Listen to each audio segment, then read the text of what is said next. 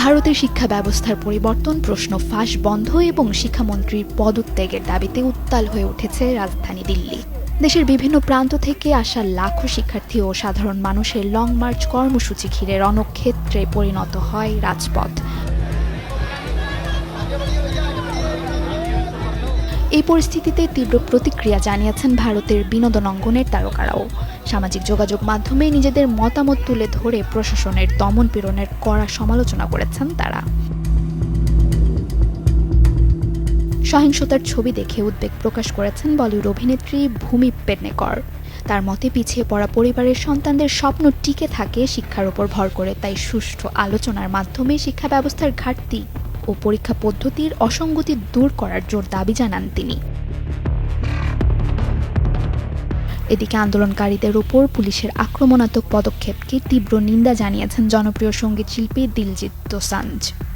সামাজিক যোগাযোগ মাধ্যমে তিনি লেখেন, তরুণরাই জনতার শক্তি, তাই তাদের কথা এড়িয়ে যাওয়া অনুচিত।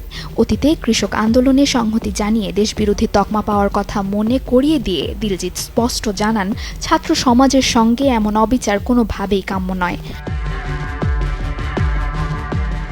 এই বিক্ষোভের জেরে গ্রেপ্তার হয়েছে অভিনেত্রী স্বরা ভাস্করের স্বামী ফাহাদ আহমেদ। মুম্বাইয়ের এক সমাবেশ থেকে তাকে পুলিশ ভ্যানে তুলে নেওয়ার দৃশ্য ছড়িয়ে পড়তেই তীব্র নিন্দা জানিয়ে একে গণতন্ত্রের জন্য একটি কালো দিন বলে অভিহিত করেন স্বরা। প্রতিবাদে সরাসরি সামিলও হয়েছেন তারকারা, যার মধ্যে নজরে আসে বর্ষিয়ান অভিনেত্রী শাবানা আজমির উপস্থিতি। তিনি বলেন, মহাত্মা গান্ধীর পথ অনুসরণ করে অসহিংস ও শান্তিপূর্ণ আন্দোলনের মাধ্যমে তারা সংবিধান স্বীকৃত অধিকারের দাবি জানাচ্ছেন। অন্যদিকে সামাজিক যোগাযোগ মাধ্যমে সরব ছিলেন বলিউড তারকা রিতেশ দেশমুখ আর সোনাক্ষী সিনহাও। তরুণ প্রজন্মকে গণতন্ত্রের মূল চালিকা শক্তি উল্লেখ করে সরকারকে অবিলম্বে শিক্ষার্থীদের মুখোমুখি বসার আহ্বান জানিয়েছেন রিতেশ, আর ইনস্টাগ্রামে স্টোরি শেয়ার করে আন্দোলনের পক্ষে অবস্থান নিয়েছেন সোনাক্ষী।